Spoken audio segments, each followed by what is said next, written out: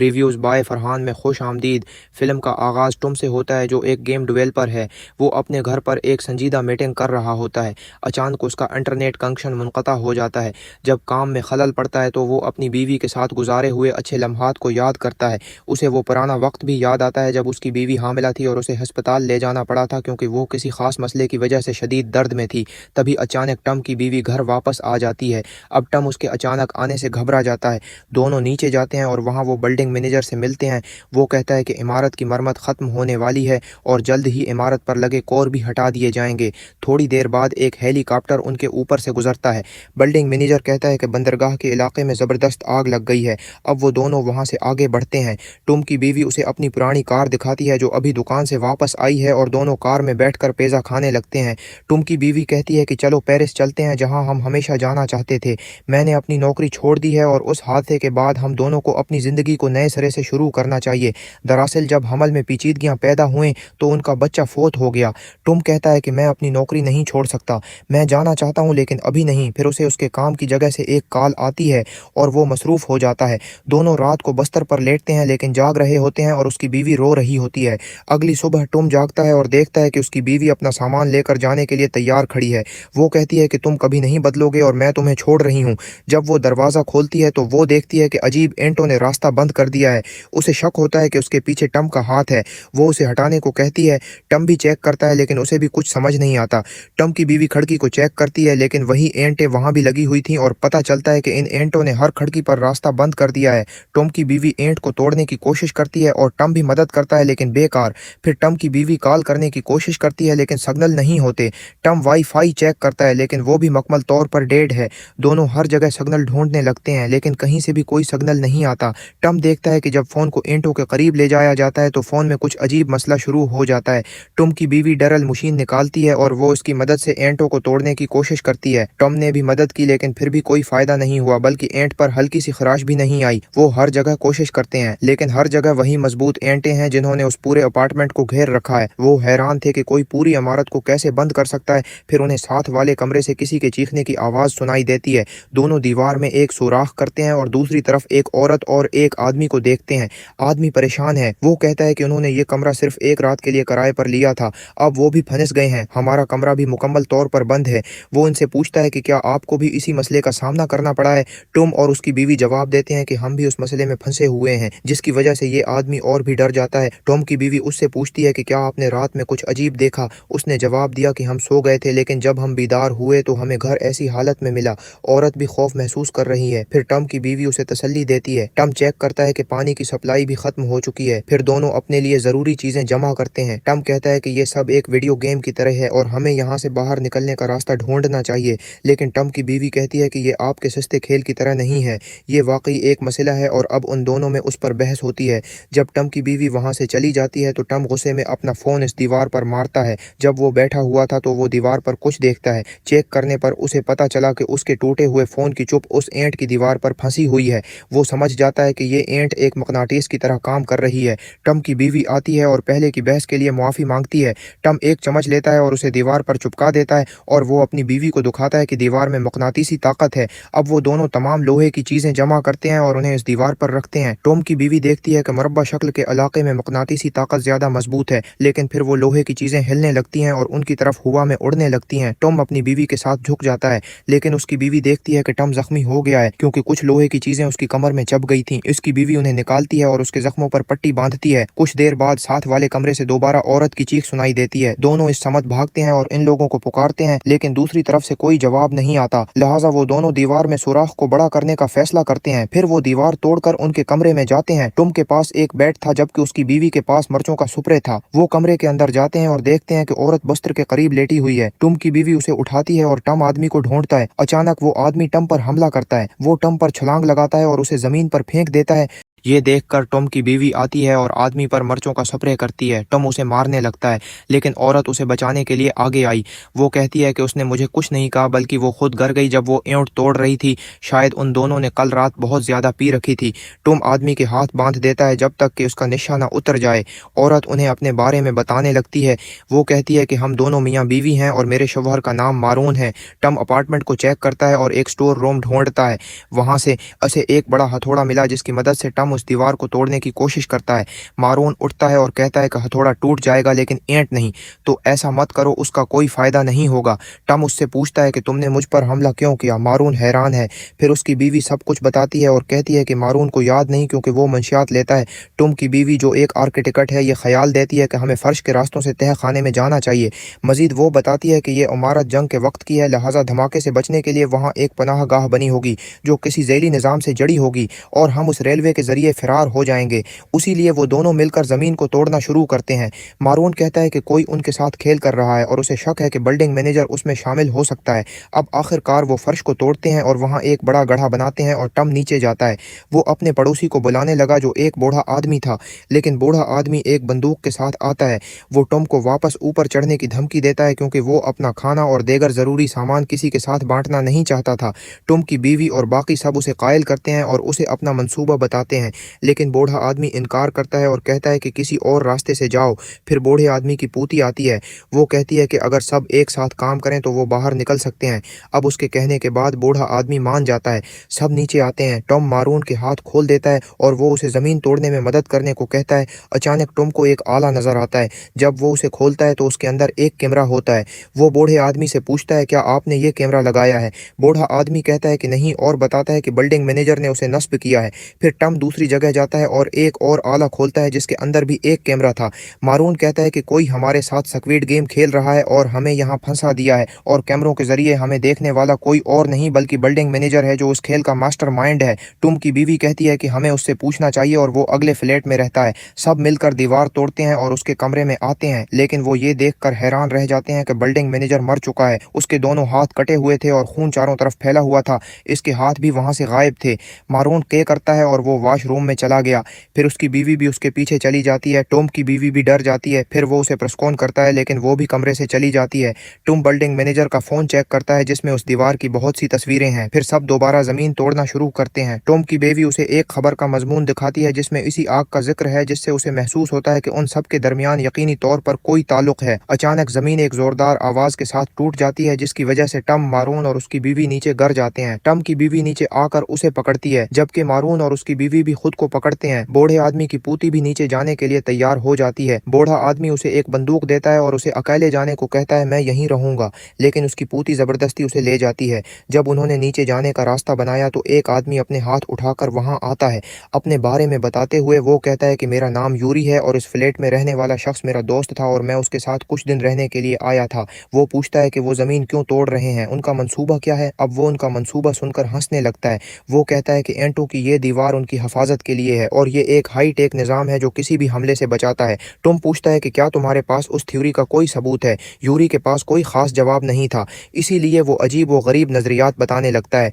Tom की बीवी पूछती है कि तुम्हारा दोस्त कहाँ है जो यहाँ रहता है? यूरी उन्हें अपने दोस्त की लाश दिखाता है और कहता है कि वो अचानक गिर गया, शायद उसे दिल का दौरा पड़ा था और वो भी उन एंटों के बारे में तहकीक कर रहा था। सब उदास हो जाते हैं और वो उस बारे में बात करते हैं कि क्या बाहर सब कुछ तबाह हो चुका है या नहीं, क्या हमें जाना चाहिए या नहीं। मारून, इसकी बीवी और टॉम की बीवी कहते हैं कि वो बाहर जाने का खतरा उठाएंगे, घर में फंसे रहना ठीक नहीं है। फिर वो सब कमरे से बाहर निकल जाते हैं। बूढ़े आदमी की पोती यूरी के दोस्त का काम चेक करने के लिए पीछे रह जाती है। यूरी कहता है कि मेरा दोस्त भी उस दीवार के बारे में फिक्र करते हुए मर गया। बूढ़े आदमी की पोती भी बाकी लोगों के साथ चली जाती है। सब जमीन तोड़ते हैं और तह खाने में नीचे जाते हैं। वहां उन्हें सरंग मिलती है और वो दरवाज़ा तोड़ना शुरू करते हैं, लेकिन वो ये देखकर हैरान रह जाते हैं कि उसके पीछे भी वही ईंट की दीवार है। मारून को गुस्सा आता है और वो हथौड़े से दीवार पर वार करता है। टॉम उसे रोकने की कोशिश करता है। बूढ़ा आदमी उसे प्रस्कॉन करने के लिए उस पर बंदूक तानता है।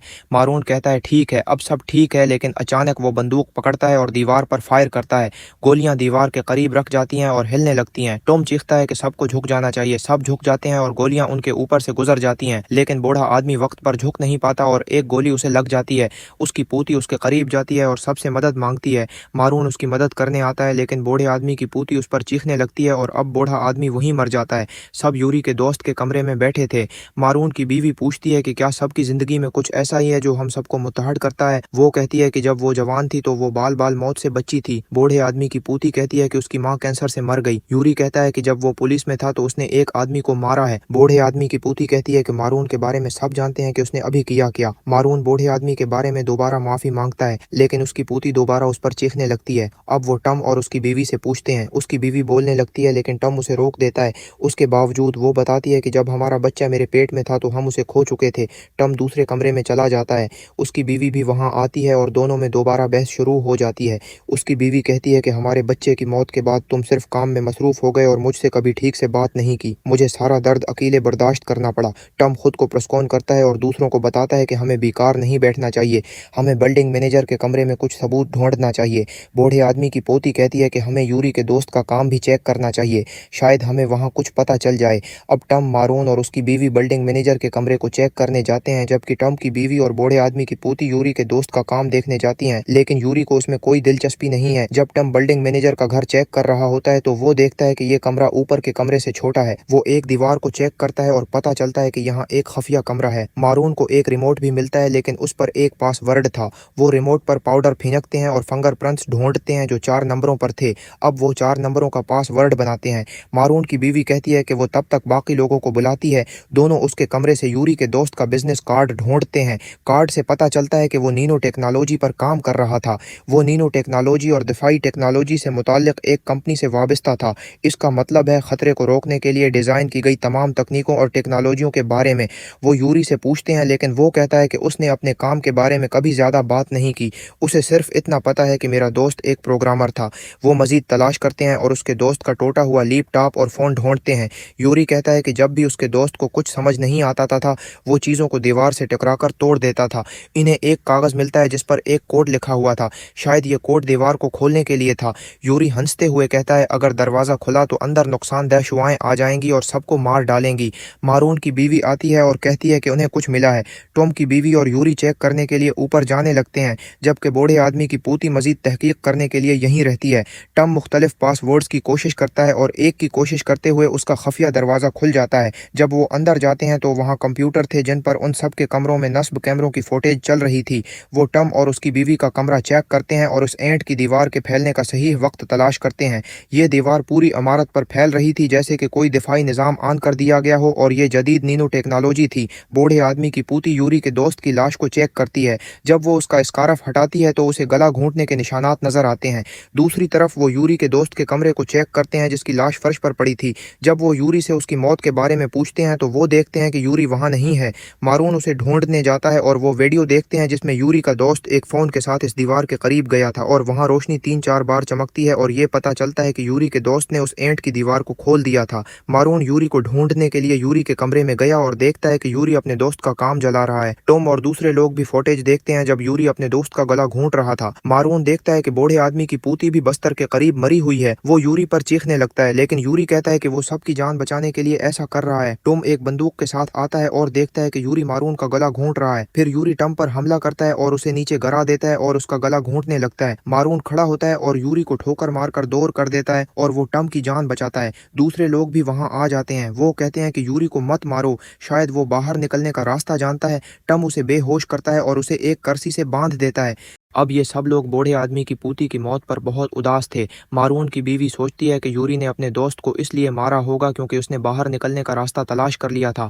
वो जले हुए कागज़ पर कोड देखते हैं, जबकि मारून की बीवी कुछ और मालूमात हासिल करने के लिए वीडियो देखने जाती है। जला हुआ कागज़ ये जाहिर करता है कि ये कोड एक तरतीब की तरह है जो एक मखसूस कोड की तरफ इशारा करता है, बिल्कुल इसी तरह जैसे उस इमारत पर यह ईंट की दीवार एक तरतीब में तरतीब दी गई है। टॉम की बीवी यूरी के दोस्त का बिजनेस कार्ड दिखाती है। पता चलता है कि उसकी कंपनी का पता वही जगह है जहां जबरदस्त आग लगी थी। वो यूरी को जगाती है और पूछती है कि उसका दोस्त ईंट की दीवार को कैसे खोल पाया। यूरी कहता है कि बाहर सब कुछ खतरनाक है और वो अंदर महफूज हैं। टॉम उसकी तरफ गोली चलाकर उसे डराता है और पूछता है कि क्या ये दीवार तुम्हारी कंपनी ने बनाई है और क्यों। यूरी कहता है कि मुझे सिर्फ इतना पता है कि उस दीवार को दिफाई निजाम के जरिए हर कस्म के हमलों से बचने के लिए बनाया गया है। टॉम की बीवी पूछती है कि अगर बाहर सब कुछ खतरनाक है तो तुम्हारा दोस्त बाहर क्यों जाना चाहता था। यूरी बताता है कि मेरा दोस्त महसूस कर रहा था कि इस आग की वजह से उनके निज़ाम में कोई मसला है। उस पर मारून कहता है कि वो ठीक सोच रहा था और हमें भी उस पर यकीन करना चाहिए। मारून की बीवी उन्हें बताती है कि यूरी का दोस्त अपने लैपटॉप पर कुछ काम कर रहा था। टॉम कहता है कि वो प्रोग्रामों के जरिए एक ऐप बना रहा था जो एंट की दीवार को खोल सकती है। वो देखते हैं कि यूरी ने उसके दोस्त का फ़ोन और लैपटॉप तोड़ दिया था। वो टूटे हुए फ़ोन को कंप्यूटर से जोड़ते हैं। वो समझ जाते हैं कि फ़ोन एक चाबी है और दीवार पर मुरब्बा शक्ल के इलाके तमाम ताले हैं। यूरी के दोस्त ने फ़ोन की फ्लैश का इस्तेमाल किया जो एक बरकी मकनातीसी लहर है और दरवाज़ा खोला। ٹم ایپ کو ٹھیک کرتا ہے اور وہ اینٹ کی دیوار کے قریب جاتے ہیں۔ وہ ایپ چلاتے ہیں اور ایک بے ترتیب میں کلک کرتے رہتے ہیں، جس کی وجہ سے فون کی فلیش آن ہونے لگتی ہے اور دیوار بھی بدلنے لگتی ہے جیسے کہ کوئی راستہ ہے۔ مارون کی بیوی اپنا ہاتھ دیوار کے اندر ڈالتی ہے اور کہتی ہے کہ مجھے گرمی محسوس ہو رہی ہے۔ پھر وہ گھبراہٹ میں کہتی ہے کہ اب میرا ہاتھ باہر نہیں آ پا رہا ہے اور کوئی مجھے کھینچ رہا ہے۔ وہ اسے کھینچتے ہیں لیکن مارون کی بیوی دیوار کے اندر جانے لگتی ہے۔ پھر دیوار بند ہو گئی اور مارون کی بیوی کا صرف آدھا جسم ان کے ساتھ نیچے گرا۔ مارون اس کی موت پر غمگین ہو گیا۔ یہ دیکھ کر یوری ہنسنے لگتا ہے۔ مارون غصے میں آ کر یوری کو گولی مار دیتا ہے اور پھر ایک بندوق کا استعمال کر کے اپنی جان لے لیتا ہے۔ اب صرف ٹم اور اس کی بیوی رہ گئے تھے جو ایک جگہ پر غمگین بیٹھے ہیں۔ وہ سوچتے ہیں کہ سب کچھ ختم ہو چکا ہے۔ ٹم کی بیوی کہتی ہے کہ جب ان کا بچہ چلا گیا تھا تو وہ بہت اداس تھی۔ مجھے اس وقت تمہاری ضرورت تھی لیکن تم مجھ سے دور تھے۔ وہ کہتا ہے کہ میں تمہارا شکر گزار ہوں کہ تم نے مجھے نہیں چھوڑا۔ اس کی بیوی کہتی ہے کیونکہ میں تم سے پیار کرتی ہوں۔ پھر دونوں فیصلہ کرتے ہیں کہ وہ باہر نکلنے کا راستہ تلاش کریں گے۔ وہ ایپ چلاتے ہیں اور دیکھتے ہیں کہ بٹن دبانے سے مختلف ترتیب میں مختلف فلیش فعال ہوتے ہیں، جیسے کبھی 4 اور کبھی صرف 1 یا 2۔ وہ ویڈیو دیکھتے ہیں کہ یوری کے دوست نے کون سا راستہ استعمال کیا تھا۔ وہ نیچے جاتے ہیں اور ایپ کے ذریعے دیوار کھولنے کی کوشش کرتے ہیں، لیکن ولی جو زندہ ہے اچانک ٹم پر حملہ کرتا ہے۔ پھر وہ ٹم کی بیوی کے پیچھے جانے لگتا ہے جو تہہ خانے میں گر جاتی ہے۔ اب ٹم بھی اسے دھکا دیتا ہے اور اسے تہہ خانے میں گرا دیتا ہے۔ پھر وہ خود وہاں آتا ہے۔ ٹم اور اس کی بیوی بھاگنے لگتے ہیں۔ یوری بھی ان کا پیچھا کرتا ہے۔ اندر آنے کے بعد وہ دروازہ بند کر دیتے ہیں اور یوری باہر رہ جاتا ہے، لیکن وہ پھر بھی دروازہ توڑنے کی کوشش کر رہا تھا۔ اسی لیے ٹم اپنی بیوی کو فون دیتے ہوئے کہتا ہے دروازہ کھولو۔ ٹم کی بیوی کوڈ شامل کر کے دروازہ ان لاک کرتی ہے، لیکن یوری جو اس وقت اندر آ چکا تھا وہ ٹم پر حملہ کرتا ہے اور دونوں ایک دوسرے کا گلا گھونٹنے لگتے ہیں۔ یوری ٹم کو نیچے پھینک دیتا ہے اور وہ اس کی بیوی کو اکیلے یہاں سے جانے کی ہدایت کرتا ہے۔ اب ٹم کی بیوی ایک ہتھوڑے سے پیچھے سے یوری پر حملہ کرتی ہے اس سے پہلے کہ وہ اس پر حملہ کر پاتا اور یوری مر جاتا ہے۔ دونوں اب سرنگ کے ذریعے آگے بڑھتے ہیں جس کے ذریعے وہ باہر آ جاتے ہیں۔ وہ دیکھتے ہیں کہ اینٹ کی دیواروں نے پوری جگہ کو گھیر رکھا ہے۔ یہ دیکھ کر وہ بہت پریشان ہو جاتی ہے، لیکن وہ اپنی کار دیکھتے ہیں جس میں وہ بیٹھ کر پیرس کے لیے نکل جاتے ہیں۔ ریڈیو پر خبریں نشر ہوتی ہیں کہ دراصل آگ کی وجہ سے کمپنی کا نینوٹیک سسٹم فعال ہو گیا تھا، تو پورا شہر اس کی گرفت میں آ چکا ہے اور اب اگر انہیں ان سب سے خود کو بچانا تھا تو اس جدید نینوٹیک سسٹم کو بند کرنا پڑے گا، اور فلم یہیں ختم ہو جاتی ہے۔